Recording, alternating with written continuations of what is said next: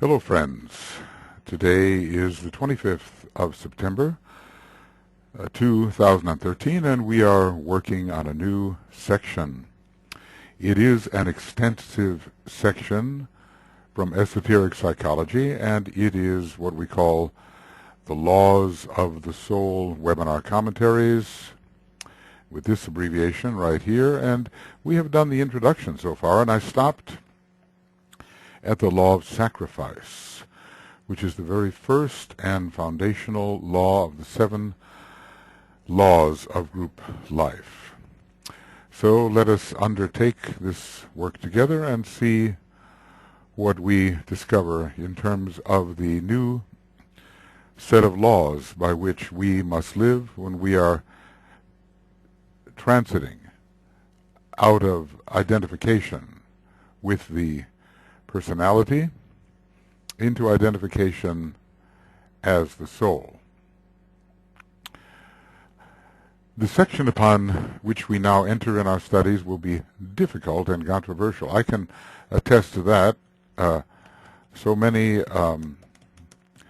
disciples abhor the idea of sacrifice. Actually, it is true. It's quite amazing, but they do. We do. There's something in us that does not want to give up our prerogatives as personalities. The thread which will guide us out of the bewildering maze of thought into which we must perforce enter, you can understand DK's service here, in guiding us through this maze, because he has the acuity to do it, is the golden one of group love. This will be always found as the key to all of these laws, the ever-present key to these laws. Group understanding, group relations, and group conduct. These are indeed the laws of group life, and that is the way they were discussed in a treatise on cosmic fire, where this section, like so many anticipatory sections, was first undertaken. It's quite astonishing how many seeds Master DK planted in this large book written for initiates, and then he unfolded them. The white magic seed, the esoteric astrological seed, the esoteric psychological seed. Was there anything on healing? Well, there certainly was plenty on initiation. The unfoldments came later in larger books than the original presentation of the subject in Cosmic Fire, and books in which he spoke more to the disciple at our level of understanding than to the initiate per se. So the esoteric name here of this law, the law of sacrifice, that's the exoteric name, excuse me. Esoteric name, the law of those who choose to die. We see the element of Saturn, of Libra, involved here. The symbol of Rosy Cross, with a golden bird. The 6th ray energy has been involved in the rose color. The golden bird is the soul, and the golden bird is, I think, above the Rosy Cross. I think what we have to do is find that particular tabulation in which all of these are listed. Yes, so actually here we have a fuller elaboration, a little bit more about the symbol here. It says a rosy cross with a bird hovering above it. So it simply says here a rosy cross with a golden bird. So it's a golden bird hovering above it. And the life has become a rosy cross. The quality of white, of synthesis, of inclusiveness of all colors has been added to the red of desire, and the result has been the creation of the color rose, which is the indicates the transmutation of the astral body rather than its addiction to the Martian color red. So a new type of aspiration is now included in the life, and it leaves the lower worlds of form behind, and this is called the outpouring fourth ray at-one-ing factor. Okay, let's see it. Right here we are. The outpouring fourth ray at-one-ing factor. The fourth ray is the ray of at-one-ment, and here we have a very externalizing type of energy which can reconcile the opposites and bring them into unity. Of course, there will necessarily be a sacrifice when this is done, because the pairs of opposites do pull naturally in opposite directions, and one will have to leave the identification with the lower of the pairs of opposites and embrace the higher. There will be a rending process involved here, and eventually the two will be united by the one who stands steadfast at the midway point. So one has to endure this rending process and has to leave behind, at least temporarily, the lower of the pairs of opposites until it is redeemed, in favor of including the higher of the pairs of opposites. So once the emotional nature is transmuted, once we have begun to give up our addiction to matter, form, the beautiful color rose characterizes the nature. We become a brother of the Rosy Cross. Eventually we overturn that cross of sacrifice and emerge into the radiance of full life, as we are told in one of the old commentaries. The cross is overturned. Maybe I can find that for us. I think it's important. The cross is overturned. Well, there's a couple of them. And out into the radiant life and light. The cave is left behind, the cross is overturned, the way stands clear, the word sounds clear within the head and not within the heart. Enter again the playground of the Lord, and this time lead the games. Well, he's gone through that long and narrow tunnel. Here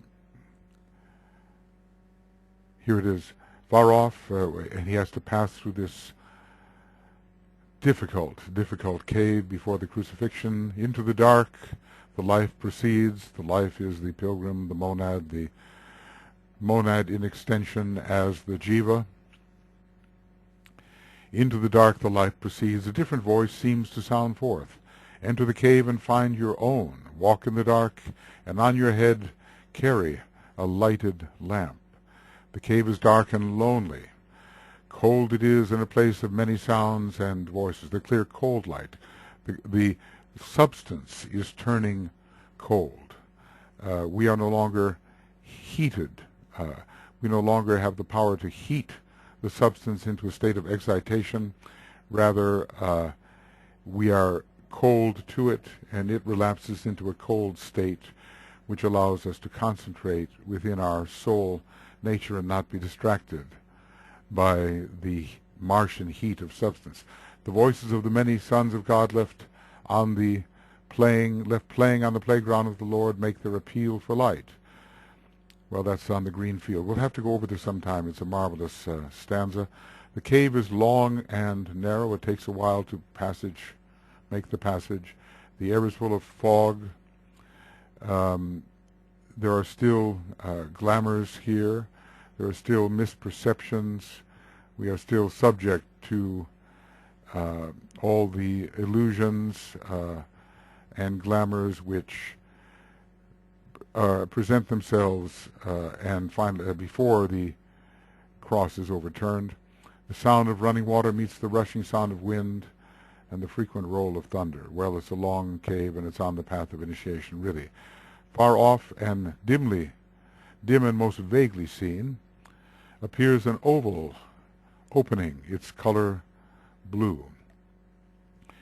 The blue of the second ray and into the world of soul, promising entry into the kingdom of the souls. Stretched athwart this space of blue, a rosy cross is seen, and at the center of the rose, where four arms meet, the center of the cross where four arms meet, a rose. Upon the upper limb, a vibrant diamond shines within a five-pointed star. And this is the promise of liberation into mastership once the cross is overturned. We pass through, we ourselves are the cross, and we transit through that stage, owning the empty nail-marked hands which can no longer grasp for ourselves. We will explore these commentaries. They are marvelous, and we want to have a better idea about some of the symbology here. But anyway, the Rosy Cross is involved in this sacrifice, and when we enter the stage of crucifixion, we are in a stage of sacrifice of all that has been familiar in the three lower worlds, and all that has pertained in a way to the number 4 as it relates to matter, or to the 4 lower elemental groups. We can say the mental elementals, astral, etheric, and dense physical elementals. And one day the golden bird will fly free, liberated, really, having the quality of the solar angels after the fourth initiation. The path of sacrifice leads all, it's foundational, and it leads all the way to the fourth initiation.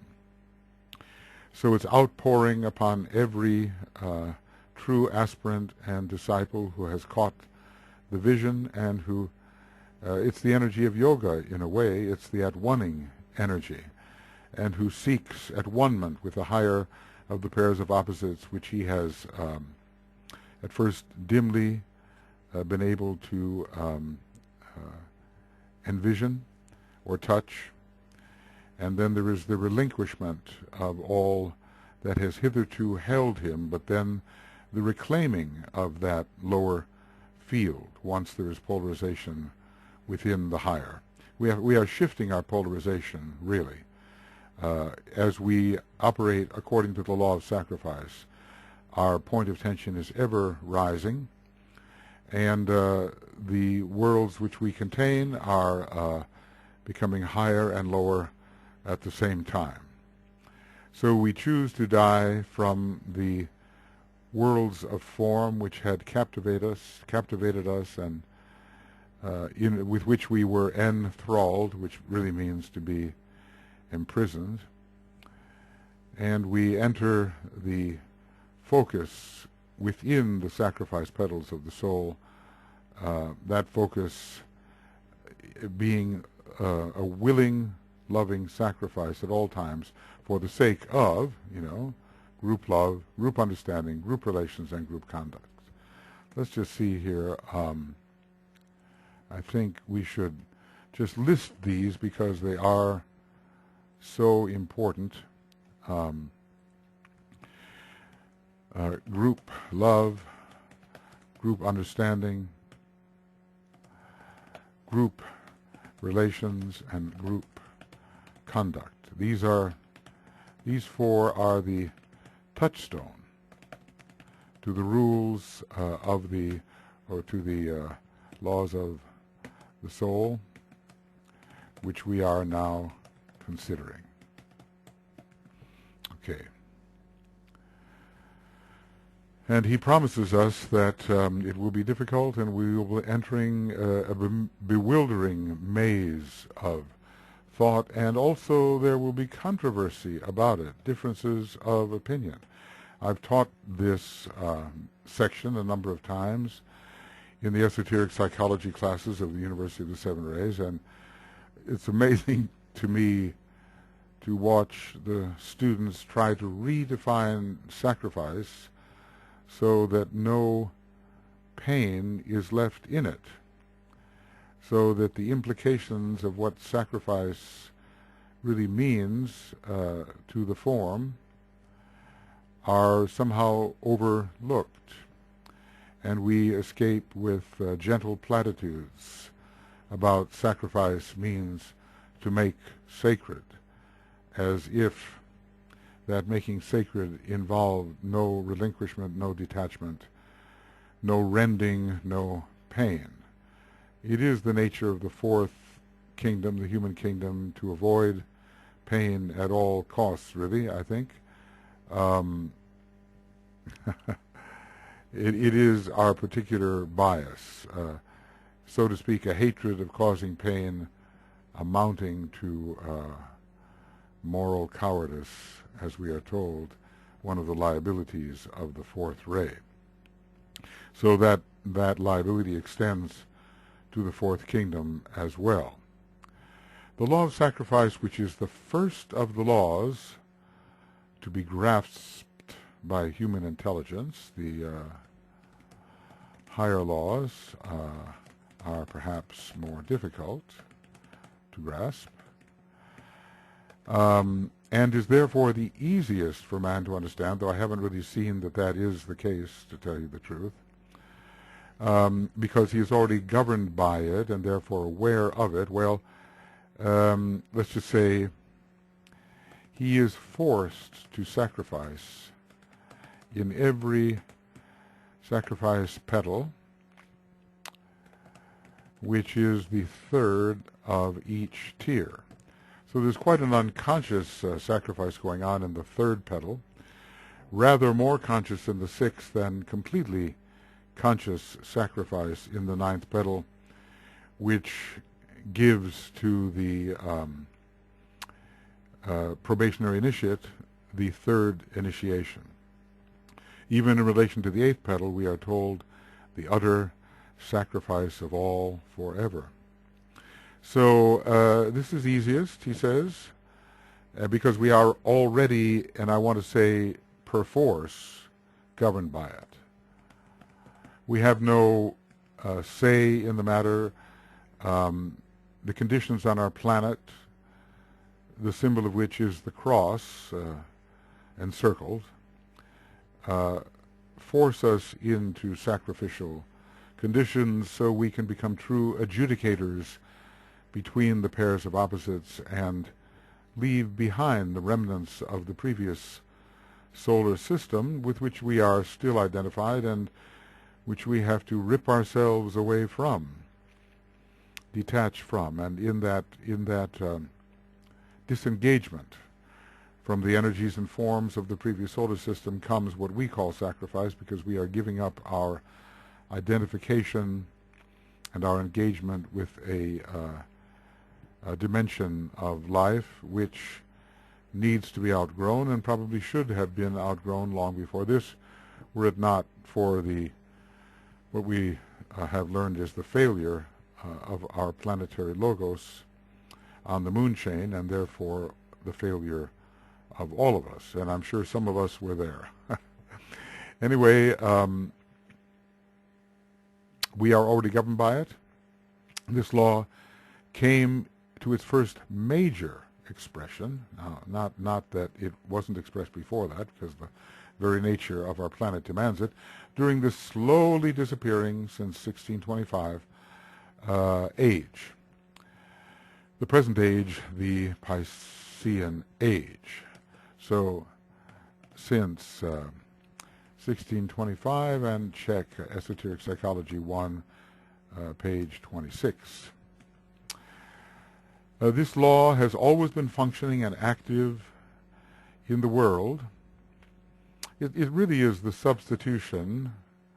Well, you know, different things occur to me here, but I would say the painful substitution of the greater for the lesser. Of course, we're attracted to the lesser for a long time. There are people who have been in prison for a long time, and when maybe after 30 or 40 years they're offered their freedom, they commit a crime in order to get right back in to what they are used to. That for them has become their home, and they are afraid of the greater outer world. So they like the confinement, and it often is the case with human beings in general. So it has been functioning and active in the world. Our particular planet is the scene whereon the energies of the previous solar system particularly are being redeemed and transformed into a vibration which accords with the intended vibration of this second solar system. And this is, so we live on a planet of transmutation, where there's an elevation of ancient vibration until it accords with the intended present vibration. In a way, we're not even alive when we're working within these three lower worlds, which are vestigial in a certain respect. So this law has always been functioning and active in our world anyway, for it is one of the first of the inner subjective laws. That's what we're studying here, the inner subjective laws, not the laws of nature per se, to express itself consciously and as an active ideal in human life. In other words, humanity began striving for sacrifice very much under the teaching of the Christ. And maybe, of course, before this was the case with those who understood what initiation was, but on such a wide scale it was not the case. The theme of all the world religions has been divine sacrifice, the immolation of the cosmic deity through the process of universal creation, and of the world saviors by their death and sacrifice as a means of salvation and eventual liberation. So many world religions have had this, but perhaps never so focally as in the Christian dispensation, due to the monumental efforts of the head of the hierarchy, the Christ, to bring this way of release to the masses of men, masses of human beings, and now millions upon millions, billions in fact, upon our planet, embrace to a greater or lesser extent this will to sacrifice, this ideal of sacrifice as a desirable type of behavior leading to a desirable goal. Because the great Lord, the Christ, set the example for all of us. I guess as we go along we'll realize in greater depth always what a tremendous world teacher he has been and is. There are teachers along all the different rays, but the major ray is the second in our solar system, and even in terms of the emerging second ray soul of our planet. And so he has exemplified the expression of that ray for us within the three lower worlds, which are so attractive out of habit to the human consciousness. So we've had a number of these world saviors, and usually the process is the same. My friend and colleague Robert Burrell has done some marvelous videotapes, video programs on the New World Religion, and he has shown the parallelism in the life of a number of the saviors who are representative of the various religions, world religions, and how through their sacrifice redemption did occur. I think the Christ is simply the epitome of that tendency which has been operative for millions of years. So in order to bind ourselves again to divinity, which is the meaning really of religare, religion, sacrifice is required. Relinquishment of the past in favor of an uncertain but highly desirable future, sensed as much through faith as through experience. Well, really sensed more through faith, because the experience is not there. But those who do the will of God shall know, and we have to we have to submit ourselves to the sacrifice in order to know of its benefits.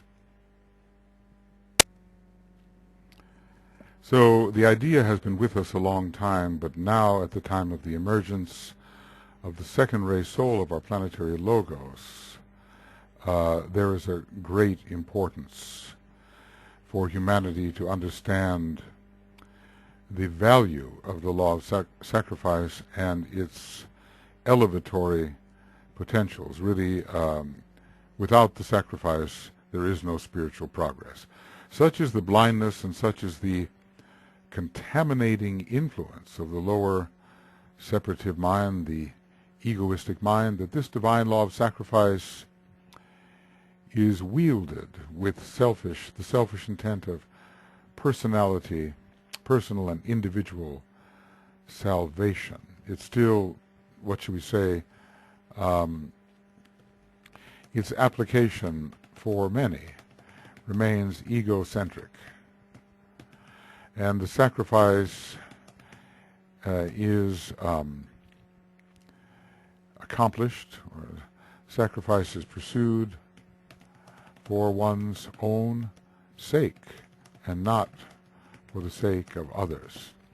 But the travestied truth remains the unsullied truth on its own plane, which we assume must be at least the plane of the soul, at least, and this dominant world law governs the appearing and disappearing disappearing of universes. It all depends what he means by universe. Does he mean a galaxy or the universal entirety? There's quite a philosophical question there about whether each universe comes into expression on the basis of a law of sacrifice. That could be explored because, after all, what is there remaining to redeem? And sacrifice is a redemptive law. The law of sacrifice is redemptive. After a final universal pralaya, is there anything left to redeem, or is not all gathered into the absolute on a completely equal basis, with no remnants requiring redemption? But if the word universe means something smaller, then always there will be energies and forms left behind the varying ingathering syntheses, and they will be in a way expelled from those syntheses because they were unworthy of absorption. Then in that case, the reappearing of a universe, meaning a lesser whole, could be for the sake of those units that were left expelled. But the travestied truth, which is selfish and egocentric, intent on one's own salvation, you think about the flagellants, and they whip themselves to mortify the flesh for their own salvation. What good could whipping oneself do for others? When a man climbed on a pillar and stayed there with his arm outstretched for years and years and years until his arm froze and withered in its place, he may have mortified the flesh, but what good would it do for a larger group? What was his motive? I think it was still very self-centered. It's harder oftentimes to live for others than it is to mortify oneself for them or even to die for them. But the travesty truth remains the unsullied truth on its own plane, and this dominant world law. Okay, and we see this happening all the time now.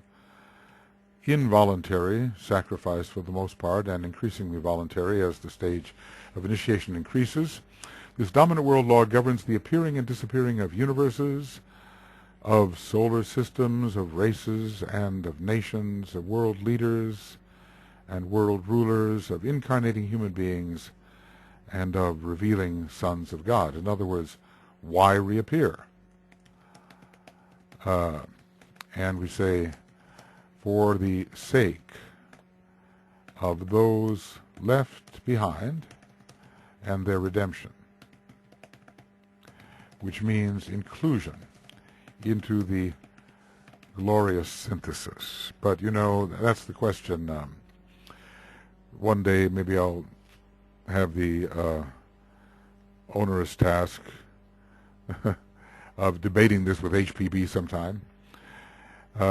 She says Pralaya enters and everything is as it is, even in a state of incompletion. But one wonders regarding the universal Pralaya, of which there have been countless, if one must count in time,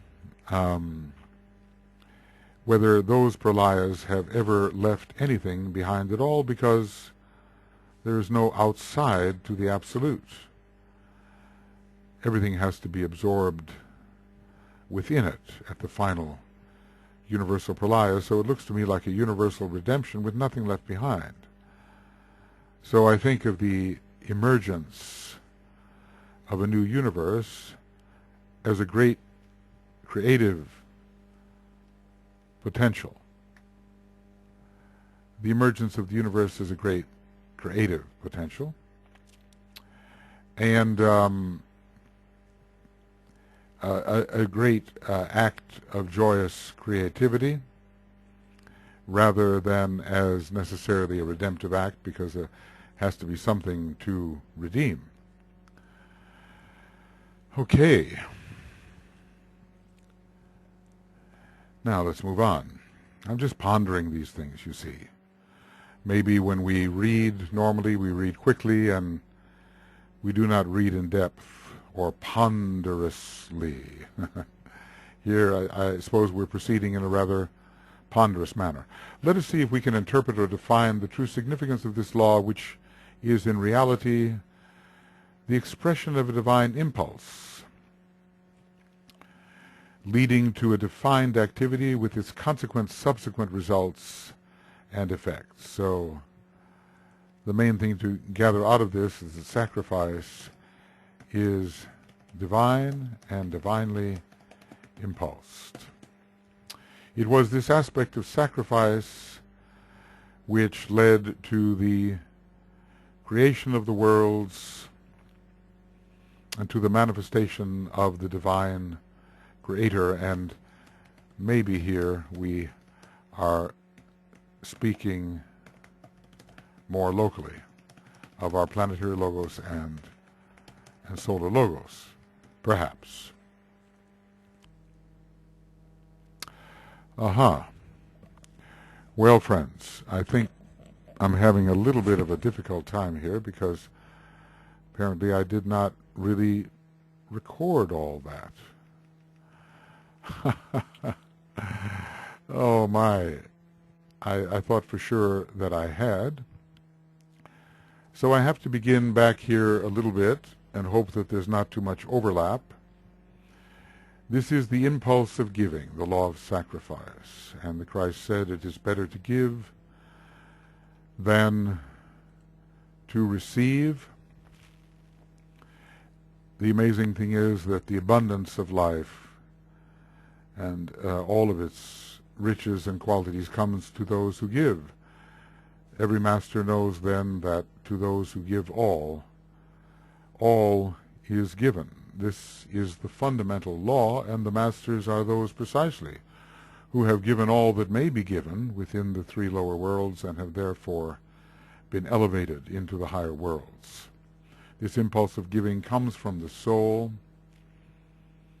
and from our focus as a soul upon the higher mental plane. It is not a lunar impulse. It does not come from our unconscious retrogressive nature which has to be redeemed. It is a selfless impulse, and it comes from those who recognize that the self of others is their own very self. The whole secret of the doctrines of the forgiveness of sins and the at-one-ment lie behind this simple phrase. I think that we forgive when we understand the identity of ourselves with others. It is the oneself forgiving the oneself, an aspect of the oneself forgiving another aspect of the same self.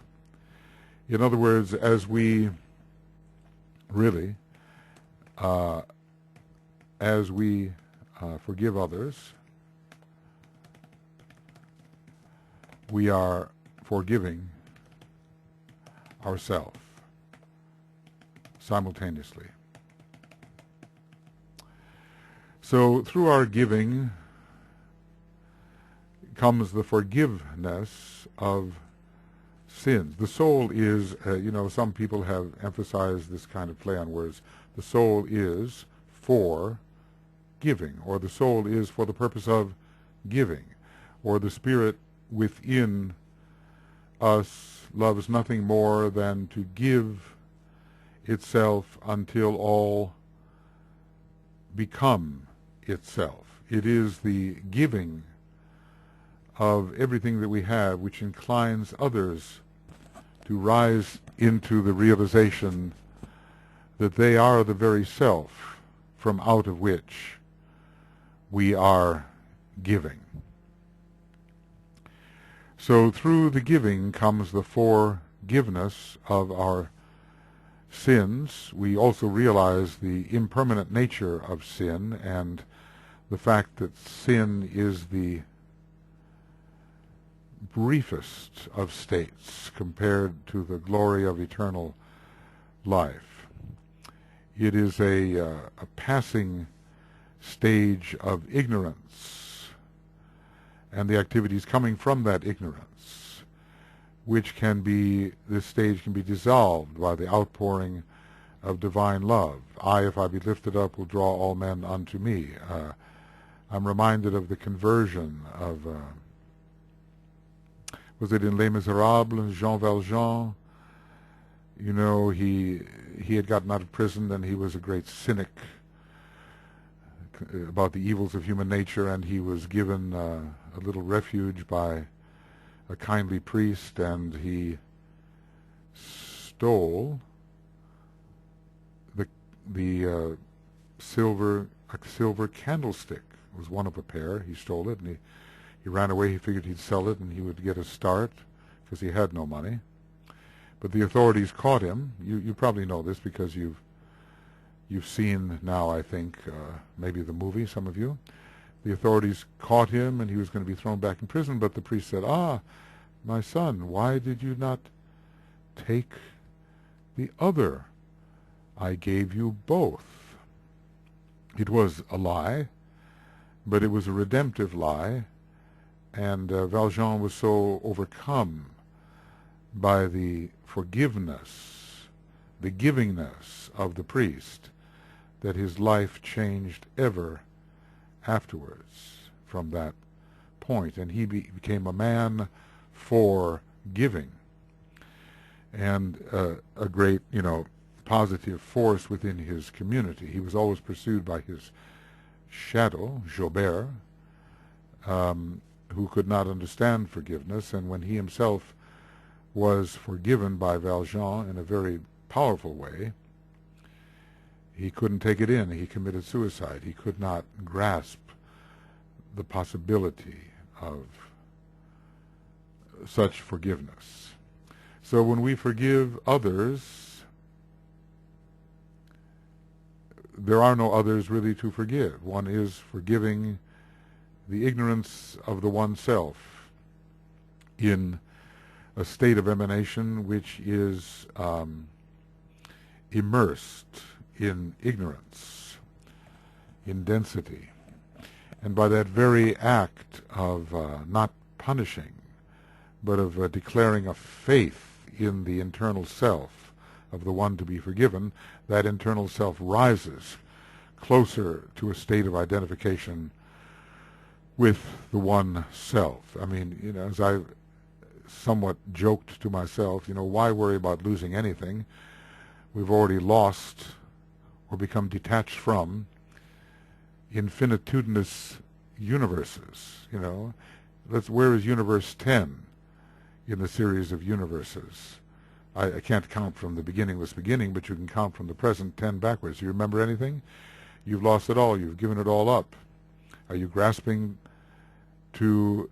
onto the values of that particular universe and all the things you held dear when you were an immersion within that universe? Hardly. We've had loss after loss after loss.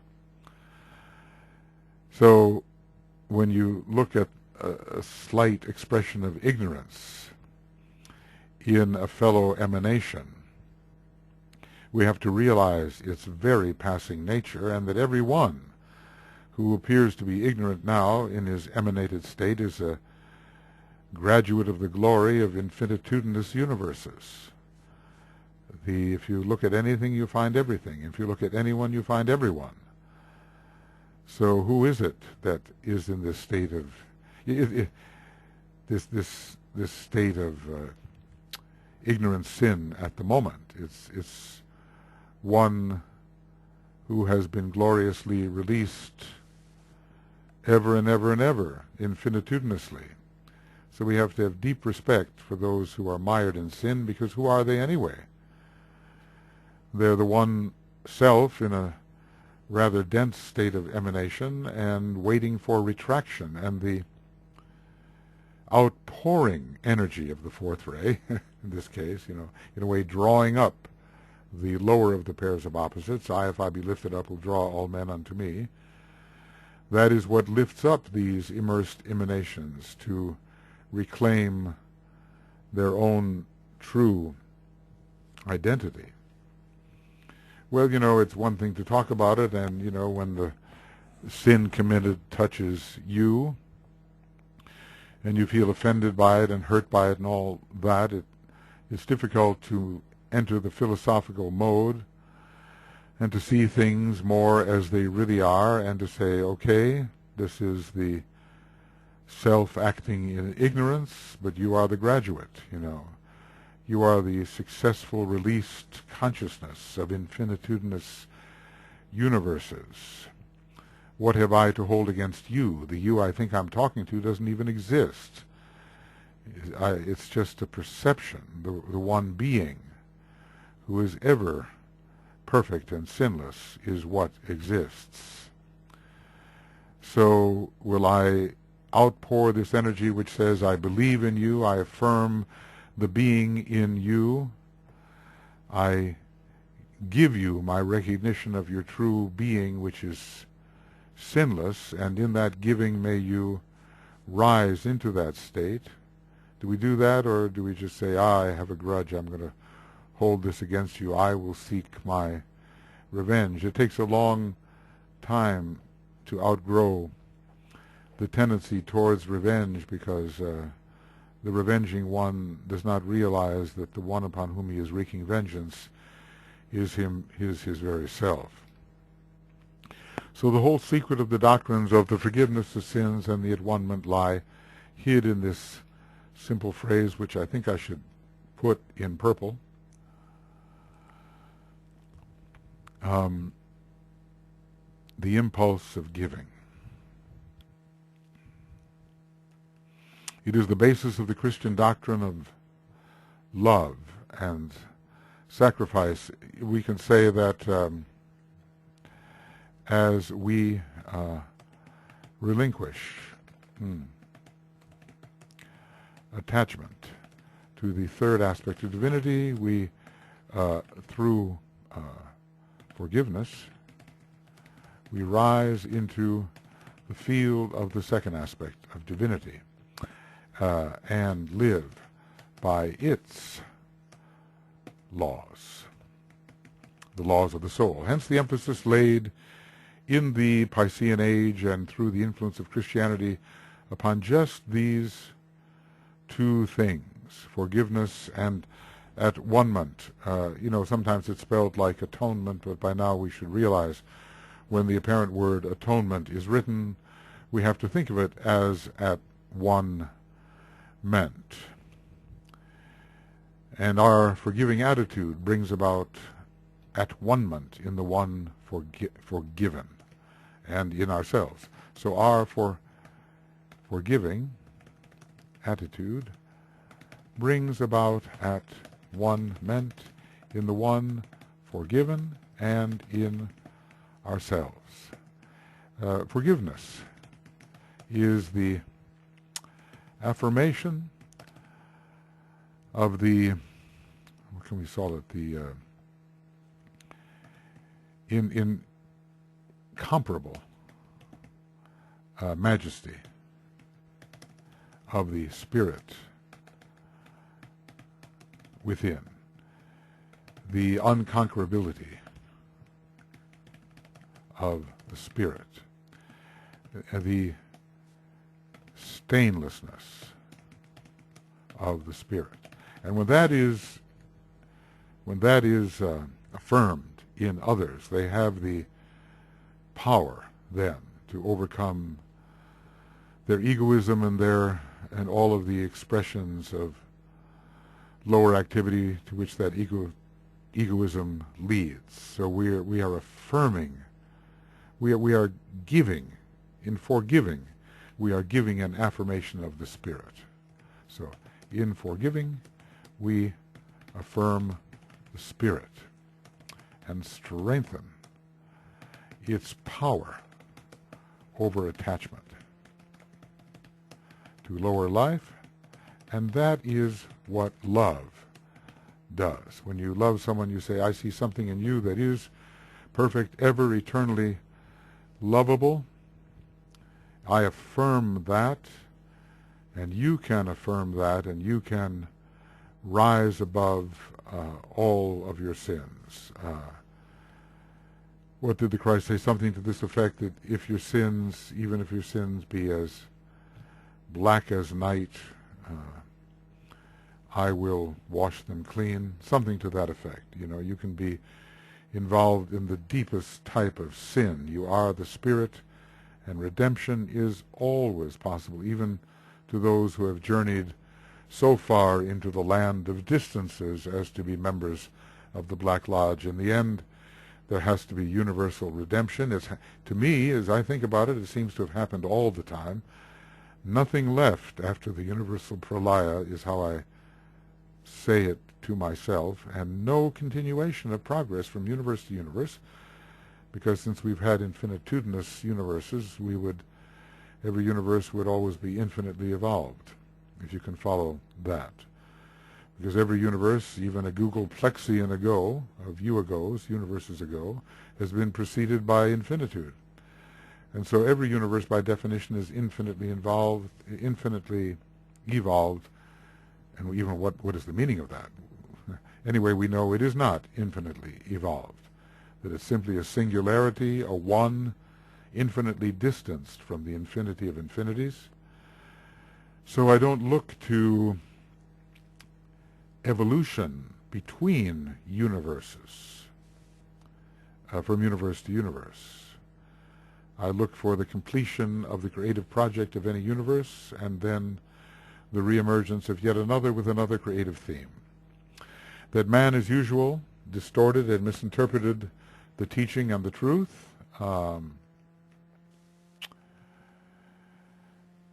and that it fell, as does all else at present, under the glamour and illusion of the astral plane, thus inverting it towards egoism, lower egoism, not higher ego, plus the Piscean influence is true.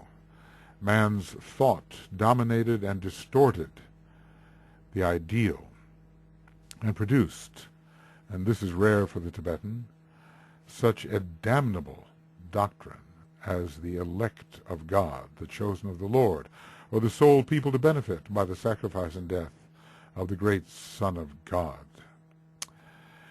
He's weighing in here against Calvinism with the idea that Almighty God determined from the beginning, Almighty and all-merciful God determined from the beginning who would be damned to hell forever and who would be saved. So you really can't help it, and anything that you do cannot fight against this pre-selection of who are the elect and who are not. It's such an incredibly separative doctrine. You can understand that it's operating under the law of cleavages. I do believe Calvin had a lot of fifth ray in his mind. He just said that this was logically necessary with an almighty, all-foreseeing God. But, of course, the immanence of God is not understood by the traditional churchman. So man's thought dominated and distorted the ideal and produced such a damnable doctrine as the elect of God, the chosen of the Lord, as if God could possibly be so separative, and as if we were not actually aspects of God itself, or the sole people to benefit by the sacrifice and death of a great Son of God, 144,000. It's not very much in a world of 1 billion Christians, is it? Let's just say that 144,000 only takes in a few of the billion Christians in the world. But DK has given us in TWM the true occult meaning of this so-called number of the saved. Yes, the number of the saved, those who have all petals open, all 144 of them, by his method of counting, plus the 3 ciphers of the personality. Then we shall have the energy condition within our energy system to lead to at-one-ment with the higher worlds, and thus with reabsorption into the immortal states, and thus be saved.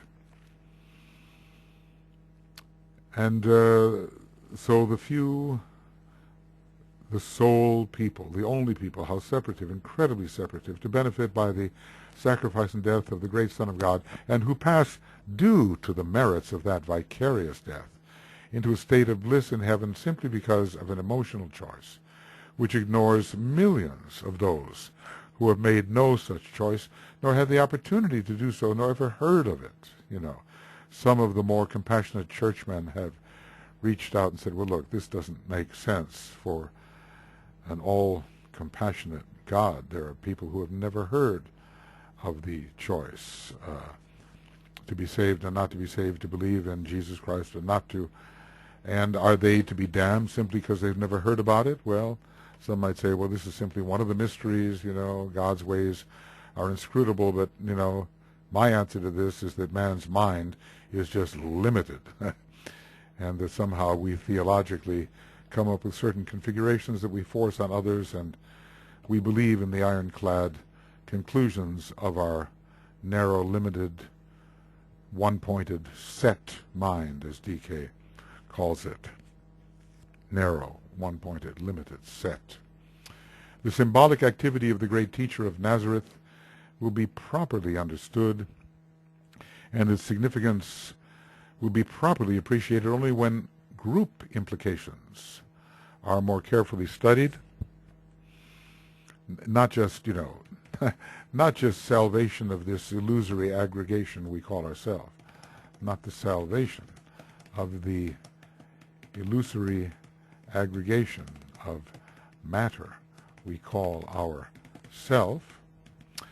Then will the meaning of sacrifice and death come into their rightful place, when the group implications meaning here inclusiveness, will come into their rightful place in human consciousness, and the law of giving, right giving, of course, because it's possible to give too much, right and proportionate giving with true benefit to the recipient, with all that entails, is correctly understood and applied. Well, okay, friends, as I said, I may have gone on talking here a bit.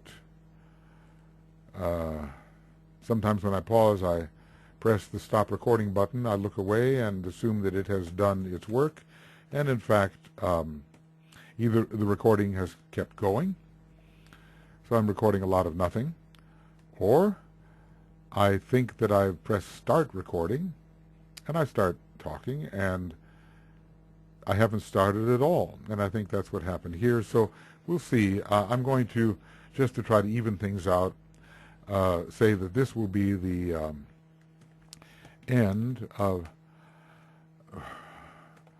Laws of the Soul webinar commentary number 2, page 89, EP2 89. Great book, really, and so practical for people of our kind. And beginning of Laws of the Soul webinar commentary number 3, beginning on the same page.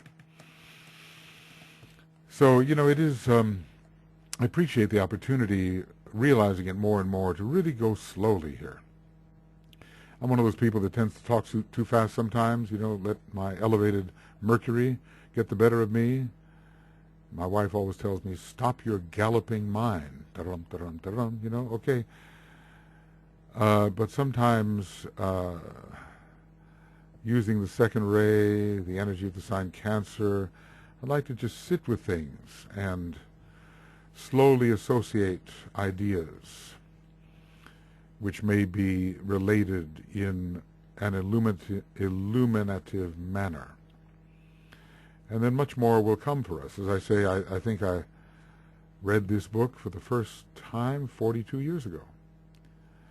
And I'm still with it, thinking that more and more of light and understanding can be extracted from it with a careful reading. And that's basically what we're doing here together in all of these commentaries. We are carefully reading the books together. Now, you will come up with your own ideas, of course, but I'm hoping that some of what I say here will be supplementary to what you might think and will be enriching of your thought process. That would be my hope, and time will tell whether that is the case. Okay, so we'll go on then to Laws of the Soul webinar commentary number 3 in Esoteric Psychology 2, page 89. We'll see you as shortly as possible.